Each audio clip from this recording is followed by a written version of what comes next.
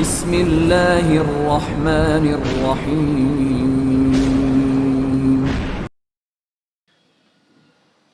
بھید، اسرار سے بھرا ایک حیرت انگیز ناول۔ والش نے اپنی داستان جاری رکھتے ہوئے کہا، غزیہ کہ ہم نے اسی غار میں زندگی گزارنے کا آغاز کیا، اور میں نے محسوس کیا کہ انسان جس انداز میں زندگی گزارتے ہیں غالباً اسی میں خوش رہ سکتے ہیں۔ اگر وہ اپنی زندگی میں کسی نمایاں تبدیلی کے حامل ہو جائیں تو پھر ان کے لیے مشکلات میں گزارا کرنا ہوتا ہے، اور یوں اگر زندگی گزاری جائے تو یہ بڑی خوبصورت زندگی ہوتی ہے۔ میری خلوتیں اناتوسیہ سے آباد تھیں، اور ہم زندگی کے ہر اس راز سے آشنا ہو رہے تھے جس سے محرومی میں نے اپنا لی تھی۔ لیکن حقیقت یہ ہے کہ ابھی تک اناتوسیہ کے بارے میں مجھے کچھ نہ معلوم ہوا تھا۔ سو ایک دن میں نے اسے اس بات کے بارے میں سوال کر دیا۔ اناتوسیہ؟ ہاں، اس نے کہا۔ اناتوسیہ، تم میرے بارے میں تو جان چکی ہو کہ میں نروان کا متلاشی ایک شخص ہوں، اور میں زندگی کی ان حقیقتوں کو جاننے کا خواہاں تھا جو آفاقی حیثیت رکھتی ہیں۔ لیکن تم آخر کون ہو؟ وہ آخر کون تھے جن کے ساتھ تم یہاں آئی تھی؟ اناتوسیہ کے ہونٹوں پر مسکراہٹ پھیل گئی۔ اس نے کہا، کیا یہ نہیں ہو سکتا کہ تم مجھے جاننے کی کوشش نہ کرو؟ اناتوسیہ نے کہا، کیوں؟ کیا تم مجھے بتانا نہیں چاہتی؟ میں نے کہا، ہاں شاید ایسا ہی ہے۔ وہ بولی، مجھے غم ہوا اس بات پر۔ میں بولا، کیوں؟ کیا تم اپنی ذات میں کچھ ایسے راز پوشیدہ رکھنا چاہتی ہو جس کا علم مجھے بھی نہ ہو سکے؟ میں نے پوچھا۔ اگر تمہیں ان باتوں کا علم ہو بھی جائے تو تمہیں اس سے کچھ فائدہ حاصل نہ ہوگا۔ وہ بولی، محبت میں فائدہ یا نقصان نہیں دیکھا جاتا، بلکہ ایک اعتماد زیر عمل ہوتا ہے۔ میں نے کہا، اور وہ پرخیال نگاہوں سے مجھے دیکھنے لگی۔ میں نے کچھ دیر انتظار کر کے اس کے بولنے کا انتظار کیا، اور پھر خود ہی کہا، اس کے باوجود اگر تم مجھے اپنے بارے میں نہیں بتانا چاہتی ہو تو پھر میرا فرض ہے کہ میں تم سے تمہارے بارے میں نہ پوچھوں۔ میں نے کہا، اور اپنے دل میں میرے لیے بال رکھو۔ اس نے محبت بھری مسکراہٹ سے مجھے دیکھا۔ نہیں، نہیں، ایسی بات نہیں ہے۔ میری محبت مجھے تم پر بے اعتمادی کی اجازت نہیں دیتی۔ میں بولا، تو پھر مجھے کچھ وقت دے دو، بتا دوں گی کسی مناسب وقت پر تمہیں اپنے بارے میں۔ اناتوسیہ نے کہا، مجھے کوئی اعتراض نہیں ہے۔ سوان برفابوں میں جو زندگی ہم گزار رہے تھے وہ بڑی ہی حسین تھی۔ پھر اس نے کہا، اور جب انسان اپنی زندگی میں مکمل ہو جاتا ہے تو تمہارا کیا خیال ہے، اسے اپنے لیے حسین جگہیں نہیں تلاش کرنی چاہیے؟ میں تمہارا مطلب نہیں سمجھا۔ میں بولا، میرا مطلب ہے کہ کیوں نہ ہم یہاں سے نکلیں، کہیں اور چلیں۔ انسان انسانوں کے درمیان ہی جی کر خوش رہتا ہے۔ ان ویرانوں میں میرے اور تمہارے علاوہ کوئی نہیں ہے۔ اناتوسیہ بولی، محبت کرنے والے تو یہی چاہتے ہیں کہ ان کے درمیان کسی اور کی مداخلت نہ ہو۔ میں نے کہا، بے شک میں یہ جانتی ہوں۔ اگر تم یہاں خوش ہو تو مجھے کوئی اعتراض نہیں ہے۔ اناتوسیہ بولی، نہیں، ایسی کوئی بات نہیں۔ میں خود بھی یہی چاہتا ہوں کہ اب جب کہ ہم اپنی زندگی کا محور بدل لیا ہے تو پھر انسانوں کی مانند جینے کی کوشش کریں۔ میں بولا، تو پھر یہ محسوس کریں اور سوچیں گے کہ ہمیں اس سلسلے میں کیا کرنا چاہیے، اور ہمارے لیے مشکل نہیں ہوگا، ہم کوئی مناسب جگہ تلاش کر لیں گے۔ اناتوسیہ بولی، بے شک۔ پھر اچانک ہی مجھے کچھ خیال آیا، اور میں نے اس سے پوچھا، لیکن یہ تو بتاؤ کہ تمہارے وہ ساتھی کہاں چلے گئے جن کے ساتھ تم اس غار میں داخل ہوئی تھی؟ وہ، اس نے کہا، اور بے اختیار مسکرا دی۔ ہاں، کیوں؟ میں نے پوچھا۔ ان کی کہانی بھی بے حد دلچسپ ہے۔ کیا؟ میں نے پوچھا۔ بس یوں سمجھو کہ اس کہانی میں محبت کے وہ جذبے شامل ہیں جو ناقابل تسخیر ہوتے ہیں۔ ہم نہ جانے کیا کیا صعوبتیں اٹھا کر یہاں تک پہنچے تھے، اور اس کے بعد ہمیں پناہ گاہ تلاش کی تھی، لیکن پھر وقت نے اپنا فیصلہ بدل دیا۔ تمہیں دیکھنے کے بعد میں اس قدر بے چین ہوئی کہ میں نے تمہارے بارے میں سوچنا شروع کر دیا۔ مجھے اندازہ نہیں تھا کہ میں تم کو زندہ حاصل کر لوں گی۔ نہ جانے کیوں میرے دل میں احساس تھا کہ میری محبت تمہیں پالے گی۔ سو میں نے ان سے علیحدگی اختیار کرنے کے بارے میں سوچا، اور ہم لوگ یہاں سے بہت دور چلے گئے۔ پھر میں نے ان سے علیحدگی اختیار کر لی اور ان سے چھپتے چھپاتے یہاں پہنچ گئی، لیکن ان کے دلوں میں خیال نہیں آیا تھا کہ میں اس طرف آؤں گی۔ میں نے اپنے گم ہونے کا ایسا ناٹک رچایا کہ وہ سوچ بھی نہیں سکیں گے کہ میں اپنی مرضی سے کہیں گئی ہوں، اور پھر میں یہاں آ گئی۔ میں نے اس کی بات پر کبھی بھی شک نہیں کیا تھا۔ وہ میری شک کی منزل سے دور تھی۔ میں اس کے وجود سے اس طرح گم ہو گیا تھا کہ میرا دل چاہتا تھا کہ اپنے آپ کو اس میں ہضم کر لوں، اور اس کے بعد اس کے وجود سے علیحدگی کا تصور بھی ختم ہو جائے۔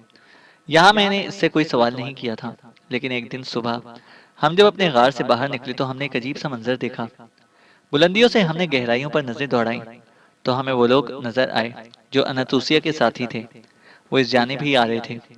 اناتوسیہ کے چہرے پر مردنی پھیل گئی اور اس نے مجھ سے کہا، اور یہ لوگ ایسے عالم میں ہیں اور ایسی قوت رکھتے ہیں کہ مجھے قابو میں کر لیں، ان سے چھٹکارا حاصل کر لینا ضروری ہے۔ میں حیرانی سے اسے دیکھنے لگا۔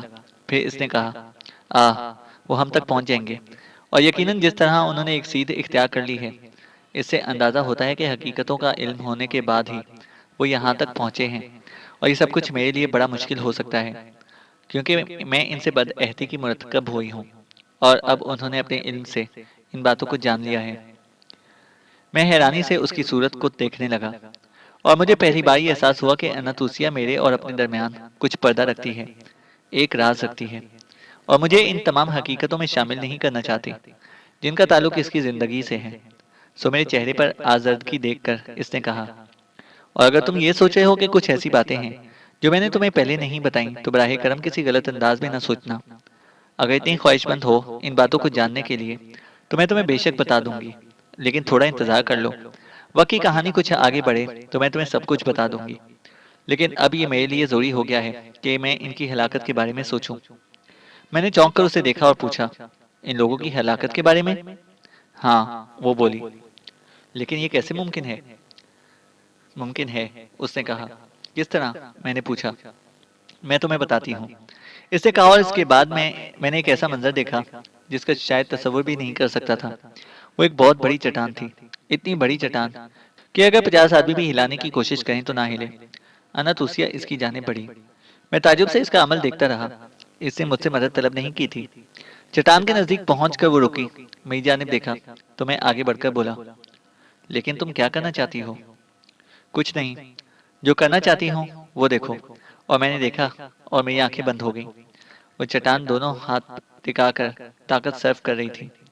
نرم و نازک انستوسیہ جس کے وجود کا ہر عضو نزاکت میں اپنا ثانی نہیں رکھتا تھا، لیکن میں نے یہ بھی دیکھا تھا کہ چٹان اپنی جگہ سے جنبش کرنے لگی، اور یہ بھی دیکھا میں نے کہ وہ گہرائیوں کا سفر کر رہی ہے، اور اناتوسیہ اپنی کوشش میں کامیاب ہو چکی ہے۔ چٹان اپنے ساتھ بے شمار پتھر لیے نیچے جا رہی تھی، اور وہ لوگ دہشت سے منہ کھولے رہ گئے۔ اتنا خوف آبسا تھا ان کے دلوں میں کہ وہ اپنی مدافعت بھی نہ کر سکے، اور میں نے انہیں چٹان کے نیچے پس کر دبتے ہوئے دیکھا۔ لیکن میری حیرت اپنے عروج پر پہنچ چکی تھی۔ یہ انسانی عمل نہیں تھا، یہ یہ یہ تو یہ تو ایسا عمل تھا جس کا تصور خواب میں بھی نہ کیا جا سکے۔ میں شدت حیرت سے گنگ ہو کر رہ گیا۔ اناتوسیہ کہکہے لگا رہی تھی۔ اس نے کہا، ضروری تھا، یہ ضروری تھا، اب کوئی میرے راز کا ساتھی نہ رہا۔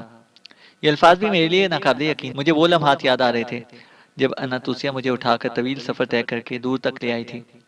وہ بات بھی حیرت ناک تھی، لیکن اس وقت میں نے یہ سوچا تھا کہ صرف میری محبت ہے جس نے میرا وزن اس کے شانوں پر ہلکا کر دیا ہے۔ لیکن اناتوسیہ میری نگاہوں میں اب کچھ پراسرار سی ہو گئی تھی۔ تاہم میں نے اس سے کوئی سوال نہیں کیا۔ البتہ ایک دن جب ہم کچھ جڑی بوٹیوں سے کشید کردہ شراب سے سرشار ہو گئے تھے، اچانک ہی اناتوسیہ کھل گئی۔ اس نے یہ شراب کچھ زیادہ ہی پی لی تھی اور بدمست ہو گئی۔ مجھے دیکھتے ہوئے اس نے کہا، تم اس کائنات کے سب سے خوش نصیب انسان ہو، راکون توماسا، کہ تمہیں اناتوسیہ کا قرب حاصل ہوا ہے۔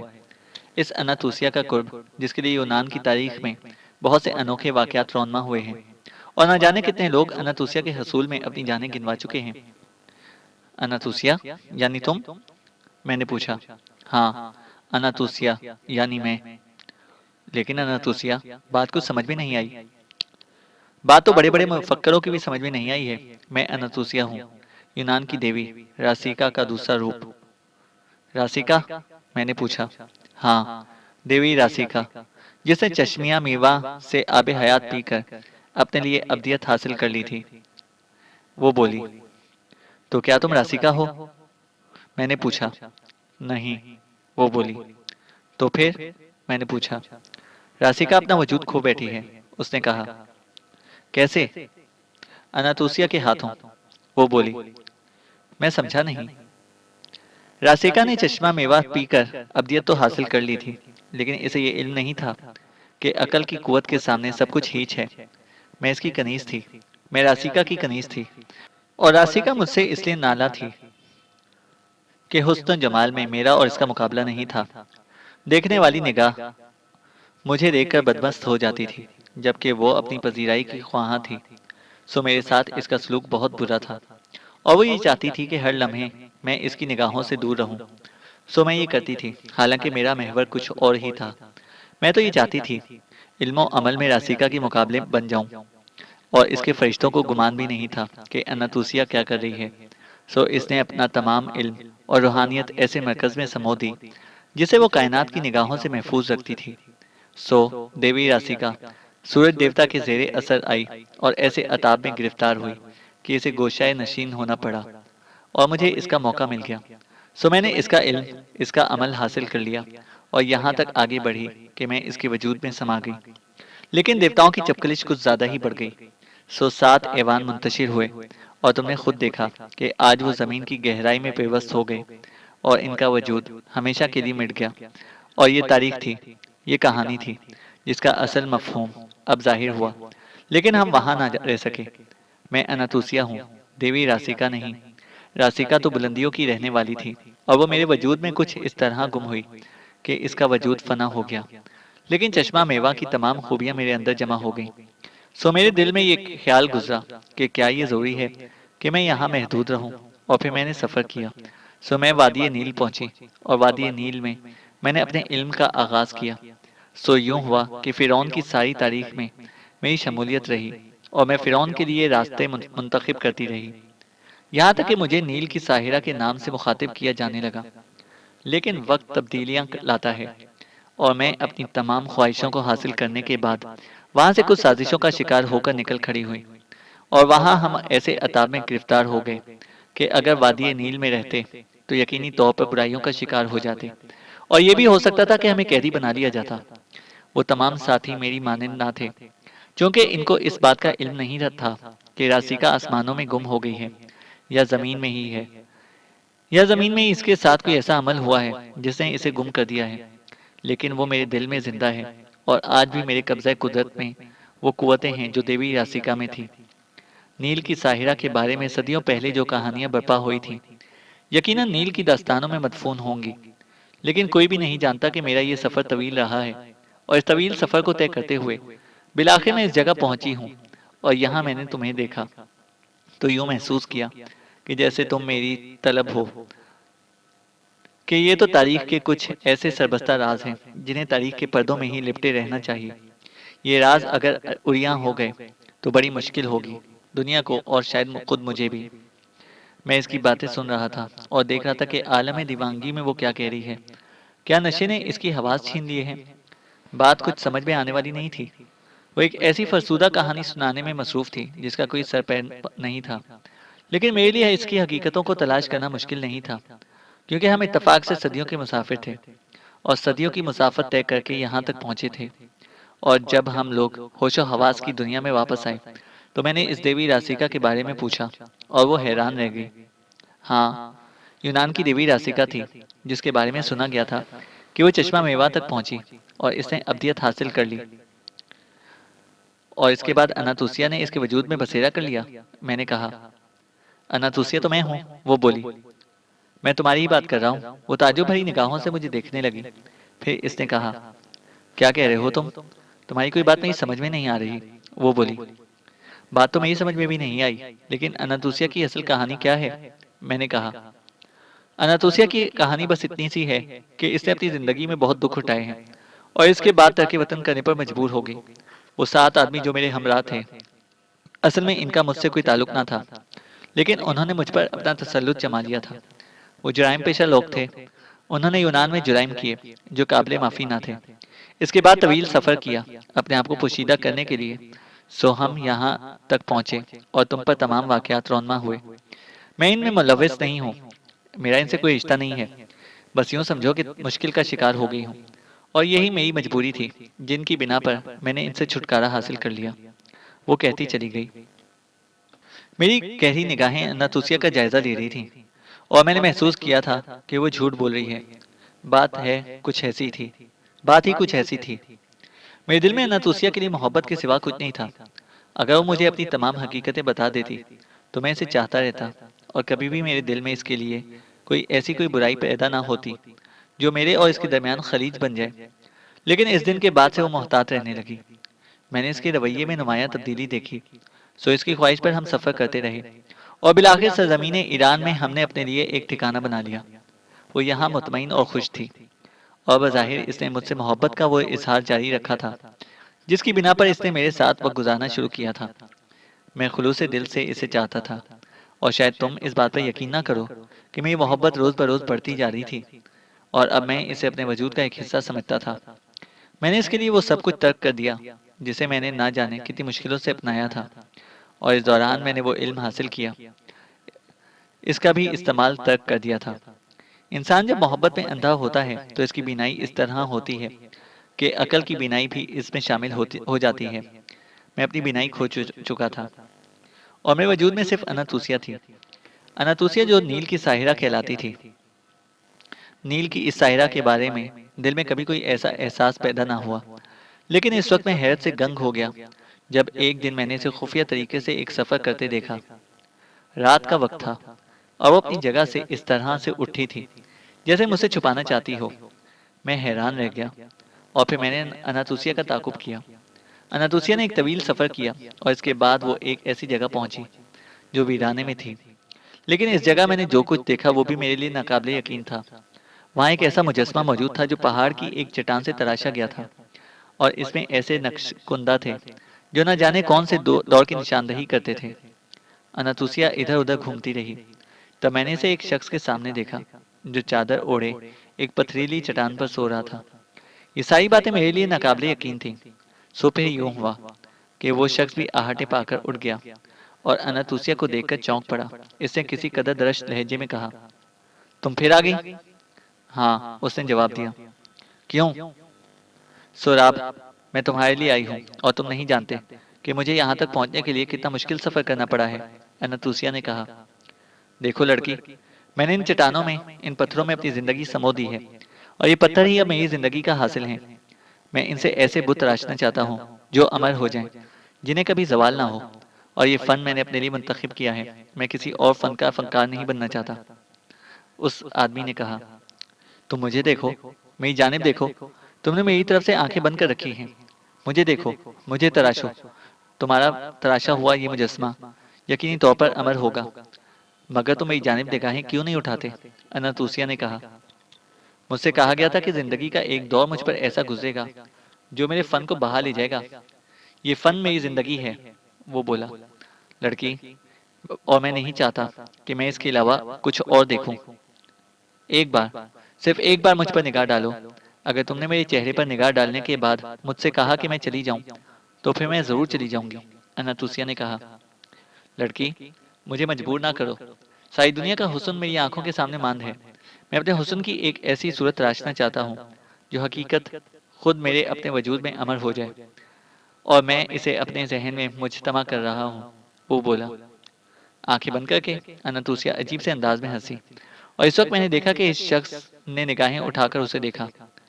میں اب اسے قریب سے دیکھ رہا تھا اور ایک ایسی جگہ پوشیدہ ہو گیا تھا جہاں سے میں اس پر نگاہ ڈال سکوں، اور صحیح معنوں میں اس وقت میں نے اس پر نگاہ ڈالی تھی، اور میں یہ بات بالکل اعتماد کے ساتھ کہہ سکتا ہوں کہ شاید یونان کے کیپریٹ سے بھی زیادہ خوبصورت تھا۔ کیپریٹ کے بارے میں جو حسن و جمال کی داستانیں سنی گئی ہیں اور جس طرح اس کے مجسمے کی تراشی کی گئی ہے، اس میں اسے بتایا گیا ہے کہ وہ یونان کا حسین ترین نوجوان تھا، اور اس کی محبوبہ سائیکی، جو سائیکی دیوی کہلاتی تھی، دنیا کی حسین ترین عورت تھی۔ اور اس وقت میں یہ محسوس کر رہا تھا کہ بلا شبہ یہ دونوں کردار ایک بار پھر یکجا ہو گئے ہیں۔ نوجوان نے اسے دیکھا اور اس کے بعد دیکھتا ہی رہ گیا۔ بہت وقت گزر گیا، اس کی نگاہیں اناتوسیہ کے چہرے سے نہیں ہٹ رہی تھیں، اور اناتوسیہ کی آنکھوں میں کامیابی کی مسکراہٹ اترتی جا رہی تھی۔ وہ اناتوسیہ کو دیکھتا رہا، پھر اس نے آگے بڑھ کر کہا، کون ہے تو؟ اناتوسیہ ہے میرا نام، اناتوسیہ بولی۔ اناتوسیہ؟ ہاں، مگر مگر تو کیا میرے خوابوں نے حقیقت کا روپ دھار لیا ہے؟ وہ بولا۔ میں سمجھی نہیں۔ اوہ، شاید میں اپنی زندگی کی سب سے بڑی غلطی کرنے جا رہا تھا۔ کیوں؟ اناتوسیہ نے نغمہ بار آواز میں پوچھا۔ تو ہی تو ہے جو دل و دماغ میں بسی ہوئی ہے۔ آہ تو ہی ہے۔ لیکن لیکن میں تجھے راسیکا کے نام سے جانتا ہوں۔ میں نے کتابوں میں تجھے راسیکا کے نام سے پڑھا ہے۔ تو انتوسیا کیسے ہو سکتی ہے؟ وہ بولا۔ میں جو کچھ بھی ہوں، لیکن اب تیرے لیے ہوں۔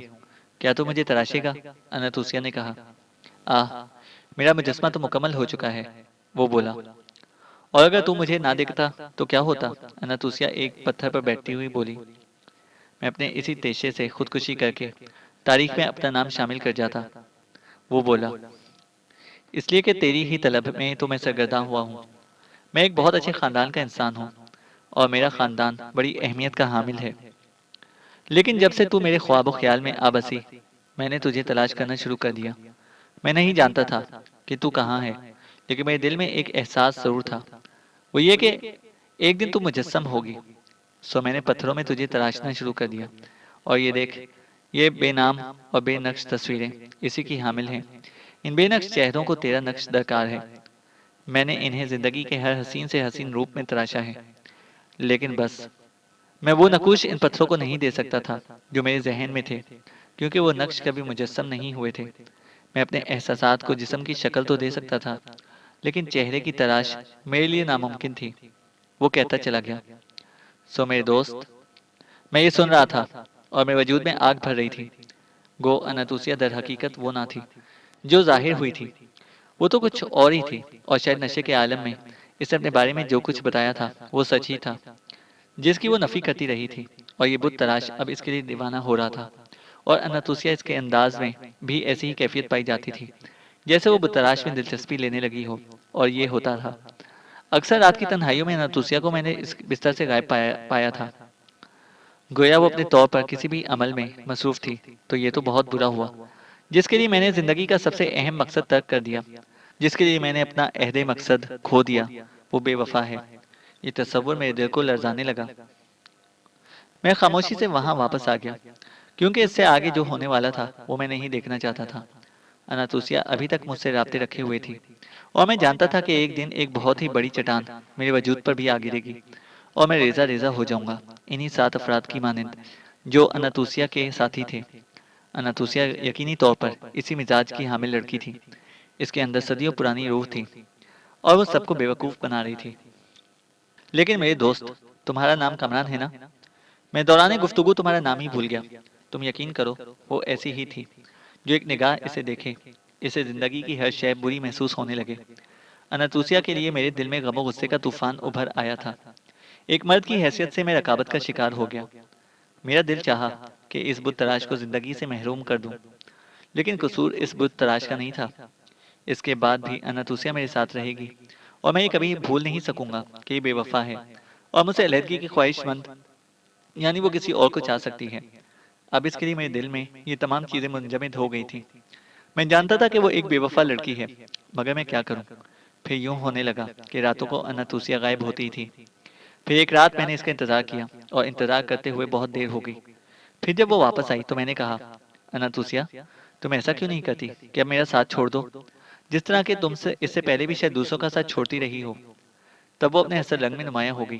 اس نے آتش بھری نگاہوں سے مجھے دیکھا۔ تو اس میں غلط بھی کیا ہے؟ یہ تو میری تاریخ ہے، اور تم ایک معصوم انسان ہو جو اناتوسیا کو نہ پہچان سکے۔ کیا سمجھتے ہو تم؟ کیا تم واحد ہو؟ نہیں، ایسی بات نہیں ہے۔ اپنی غلط فہمیوں کو دل سے نکال دو۔ شاید تم مجھے اشیر بھی نہیں سمجھ پائے۔ بے وقوف آدمی، میرا نام اناتوسیا ہے، یعنی موجودہ نام۔ ماضی کی تاریخ اٹھا کر دیکھو کہ اناتوسیا کیا ہے۔ تم اناتوسیا کی گرد کو بھی نہیں پا سکتے۔ اگر تم یہ سمجھتے ہو کہ اناتوسیا صرف تمہاری غلام ہے، تو حماقت تمہاری ہے، میری نہیں۔ اگر تم صاحب علم ہوتے تو اناتوسیا کو تحریر کی طرح پڑھنے کی کوشش کرتے، لیکن مجھے بھی ایسے ہی لوگ پسند ہیں، جو اگر خود بھی کچھ ہوتے ہیں تو کسی حسن شباب کو دیکھ کر اپنے آپ کو فراموش کر دیتے ہیں۔ میری پسند بہت مختلف ہے، اور تم کیا سمجھتے ہو میں بے مقصد تمہارے پاس پہنچ گئی تھی؟ نہیں، یہ ایک طویل کہانی ہے، ایک ایسی کہانی جس کے بارے میں تم خوابوں میں بھی نہیں سوچ سکتے کہ تم اناتوسیا کو نہیں جانتے۔ میں نے تم سے ماضی کی تاریخ کا ذکر کیا ہے، جاؤ ماضی کی تاریخ اٹھا کر دیکھو۔ اگر تم مجھے یونانی سمجھتے ہو تو یہ بھی غلط ہے، اور اگر تمہارے خیال میں میرا تعلق بابل سے ہے تو تم بے وقوف ہو۔ میرا خمیر مصر کی سرزمین سے اٹھا ہے، اور سرزمین مصر میں نہ صرف میں بلکہ میرے علاوہ اور بھی ساحرائیں پیدا ہوئی ہوں گی، میں ان کے نام بھی تمہیں بتا سکتی ہوں، لیکن کچھ راز ایسے ہوتے ہیں جنہیں راز رہنا ضروری ہوتا ہے۔ مصر میں مجھے نیل زادی یا نیل کی ساحرہ کہا جاتا ہے۔ صحرائے مصر میں میری لاتعداد کہانیاں مدفون ہیں۔ بہت سے فرائین میرے عشق میں گرفتار رہے اور اپنا منصب کھو بیٹھے۔ ہاں، تم جیسے لوگ میری پسند رہے ہو، اور تم یہ سمجھو کہ میں نے اپنی پسند کو کائنات کے گوشے گوشے میں تلاش کیا۔ بہت پرانی بات ہے، ماضی کی تاریخ میں مجھے ایک ایسا انسان ملا ہو، میں تمہاری تلاش میں چل پڑی اور میں نے تمہیں پا لیا۔ وہ لوگ جو میرے ساتھ تھے میرے غلام تھے، لیکن یہ سب کچھ میں نے اپنی ضروریات کے تحت کیا تھا، سو انہوں نے میرا ساتھ دیا، لیکن حقیقتوں سے نا آشنا رہ کر۔ اور جب میں نے تمہیں پا لیا تو یوں سمجھو کہ ان کا وجود میرے لیے بیکار ہو گیا۔ میں نے انہیں چھوڑ دیا، اگر وہ میرے تعاقب میں نہ آتے تو زندہ رہتے، لیکن میں نے جب یہ دیکھا کہ وہ آسانی سے میرا پیچھا نہیں چھوڑیں گے تو میں نے انہیں ریزہ ریزہ کر دیا۔ اور اگر تم یہ سمجھتے ہو کہ وہ چٹان اپنی جگہ سے خود بخود اٹھ گئی تھی تو ذرا خود ہی سوچو، قصور میرا نہیں تمہارا ہے۔ اصولی طور پر تو تمہیں میری طاقت کو تسلیم کر لینا چاہیے تھا۔ سمجھ رہے ہو نا میں کیا ہوں؟ تم سوچ بھی نہیں سکتے۔ یہ حسن و جوانی مجھ پر قائم ہے اور ہزاروں صدیاں بھی اسے ملیا میٹ نہیں کر سکتی۔ میں نے اس کے لیے جو کچھ کیا ہے وہ صدیوں کی تاریخ میں درج ہے۔ ارے بے وقوف شخص، تو میرے لیے بس اتنا ہی ضروری تھا، اور بھلا میں تیرا یہ تانا کیوں برداشت کروں؟ میں تیری غلام تو نہیں ہوں۔ جو وقت مجھے تیرے ساتھ گزارنا تھا گزار لیا، لیکن تجھ سے تو مجھے کچھ حاصل نہ ہوا۔ میں تو سمجھتی تھی کہ برف زادوں میں مدفون تابوتوں سے جو ساحر برآمد ہوگا وہ میرے علم میں اضافہ کرے گا۔ میں نے نینوا میں 3 ساحروں پر اپنے جال ڈالے تھے اور وہ ساحر میرے لیے خودکشی کر گئے، اور نینوا میں میرا نام اناتوسیا نہ تھا۔ اور اگر تو بابل کی سنتارا کے بارے میں کچھ جانے تو شاید اس پر یقین نہ کرے کہ سنتارا میں ہی تھی، اور نیل کی ناگن کا نام تو سن ہی چکا ہے، اور اب یونان کی اناتوسیا تیرے سامنے ہے۔ تو اے شخص، تو خاک ہو جائے گا، تیرا وجود بھی مٹی میں مل جائے گا، لیکن اناتوسیا کسی اور نام سے اس کائنات میں جی رہی ہوگی۔ مجھے تو صدیوں کا سفر طے کرنا ہے۔ ساحروں نے مجھے اپنا علم دیا، مجھے پانے کے شوق میں انہوں نے اپنی زندگیاں کھو دی۔ مجھے بھی ان ساحروں سے عشق تھا، اور تم سحر سے ناواقف ہو۔ تم نے اپنے ہی جنون کا شکار نکلے، اور آج تو تانا زنی کرتا ہے۔ چل، یہ اچھا ہوا کہ تجھے علم ہو گیا کہ میں اب بت تراش کی جانب راغب ہوں، اور وہ بلا شبہ صاحب فن ہے۔ بہت عرصے تک میرا اور اس کا ساتھ رہے گا، کیونکہ اسے پتھروں کی جادوگری آتی ہے، اور جادو کیسا بھی ہو میرے لیے قابل توجہ ہوتا ہے۔